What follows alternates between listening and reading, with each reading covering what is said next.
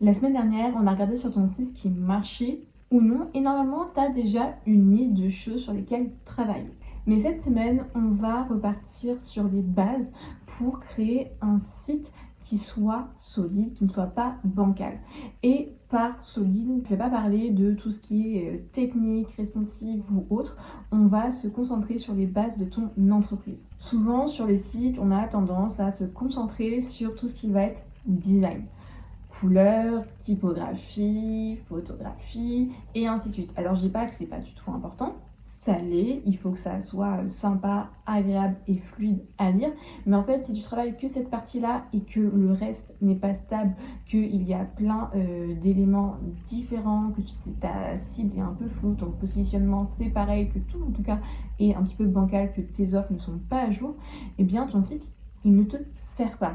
Et c'est là souvent le gros souci. Alors pour éviter que ton site ce soit un peu comme un château de cartes qui s'effondre au moindre coup de vent, on va poser 4 fondations stables.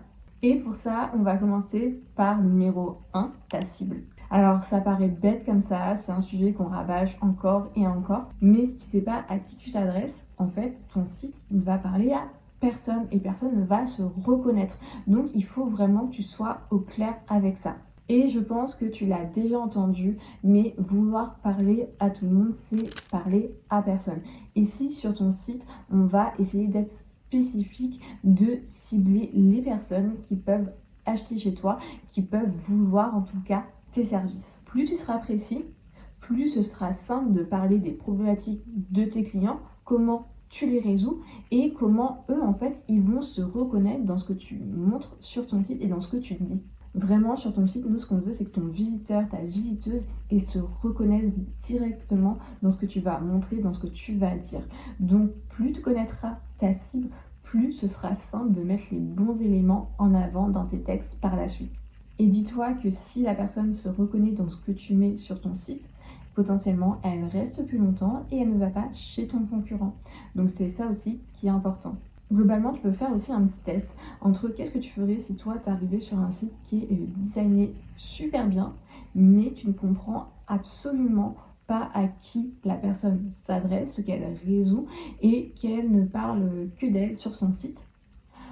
Et qu'à côté, tu as une autre personne, tu vas te dire peut-être que le design du site il est un petit peu moins bien.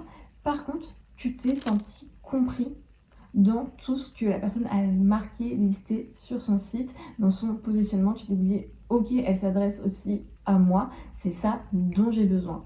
Globalement, le choix, il est assez vite fait. Tu aurais plus tendance à partir sur la deuxième personne où en fait tu as compris tout du long ce qu'elle fait, comment elle le fait, pour qui elle le fait, qu'est-ce qu'elle résout, plutôt que quelqu'un qui montre quelque chose de joli, mais au fond, tu sais pas ce qu'elle t'apporte, comment elle résout les choses et toi ce que tu vas gagner après derrière.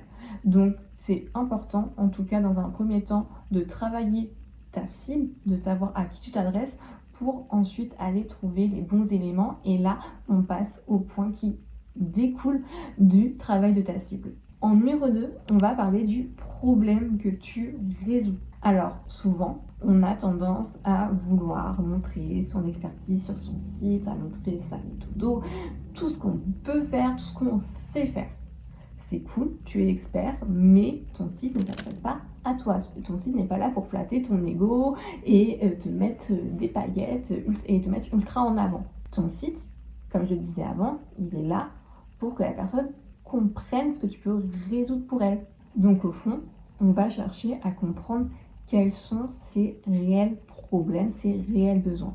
Pour ça, tu peux t'aider en tout cas de tes anciens clients, si c'est toujours la cible que tu vises, lister en tout cas les retours qu'ils t'avaient fait, si tu as des témoignages, voir ce qui est ressorti avec peut-être les premiers éléments que tu avais en appel découverte et ce qu'ils t'ont dit à la fin, pour voir les comparatifs, quels étaient leurs blocages quand ils sont arrivés, qu'est-ce que tu as résolu pour eux à la fin. Et en fait, ça te donne des éléments clés à lister, à nommer sur ton site pour que la personne se reconnaisse dans ce que tu vas dire. Alors, ce problème-là, tu peux bien sûr le tourner en positionnement et ça va être finalement ta phrase d'accroche sur ton site, c'est-à-dire la première chose que les personnes vont voir quand ils vont arriver sur ton site, le premier écran. Et déjà, ils peuvent se dire ok, je suis au bon endroit, la personne elle comprend où j'en suis, c'est exactement là mon point de douleur aujourd'hui.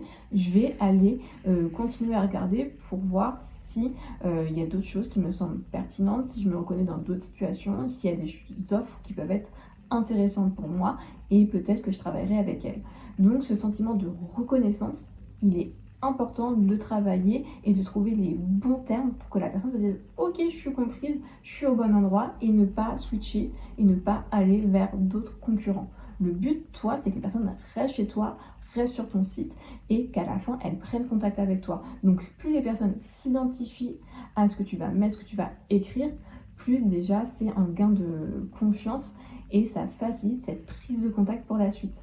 Le positionnement, il peut faire un peu peur, mais c'est ça aussi qui va permettre de cibler un peu plus, de réduire le nombre de personnes que tu cibles. Au moins, les personnes, comme je disais, elles se reconnaissent directement, se disent ok, ça c'est pour moi.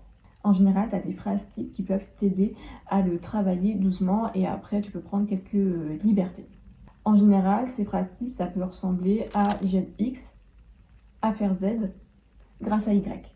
Donc ça, c'est une structure un peu commune, mais si t'es pas trop à l'aise, tu sais pas trop quoi mettre, ça peut t'aider à démarrer et à construire en tout cas ce positionnement. Et c'est ce positionnement qu'on va retrouver en tout cas dans ton site, dit d'une manière ou d'une autre. Et c'est aussi ce positionnement que tu pourras répéter sur tes différents canaux de communication. En fait, c'est un peu ton fil rouge à suivre pour avoir de la cohérence dans tout ce que tu fais.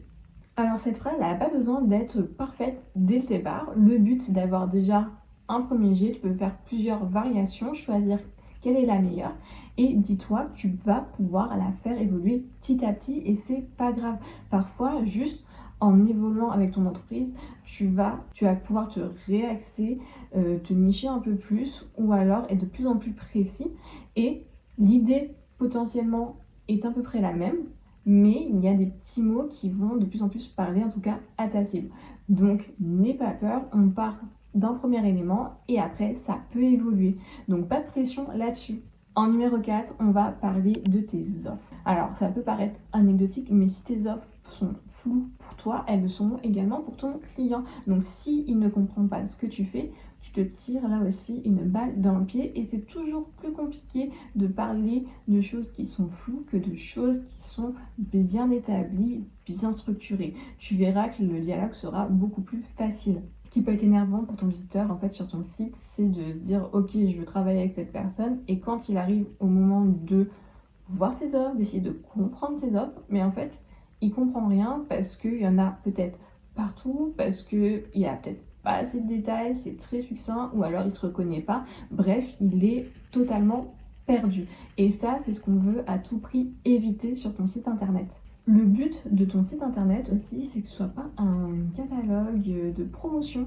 C'est-à-dire, tu sais, les trucs que tu reçois des supermarchés où tu as toutes les offres, toutes les promos, bref, où tu sais plus donner de la tête. Il faut que tu cibles tes meilleures offres, celles que tu veux vendre à tes clients. Donc, pas la peine de mettre tout ton catalogue, soit juste spécifique dans les offres que tu veux mettre en avant.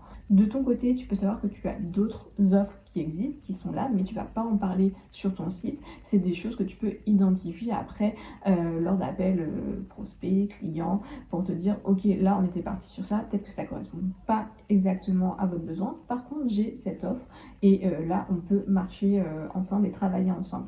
Dis-toi en fait que plus tu mets de choses, plus ton client peut être perdu. Donc si tu as des offres quasi similaires, parfois ça n'aide pas le client à décider ça. Globalement, dis-toi que c'est un peu comme au resto quand tu as un menu immense avec plein de choix, mais qu'à la fin tu sais pas quoi choisir, tu te sens perdu. Le but c'est de faire tout simplement l'inverse de ça sur ton site internet, d'être spécifique, d'aider ton visiteur dans sa réflexion et lui simplifier aussi la vie.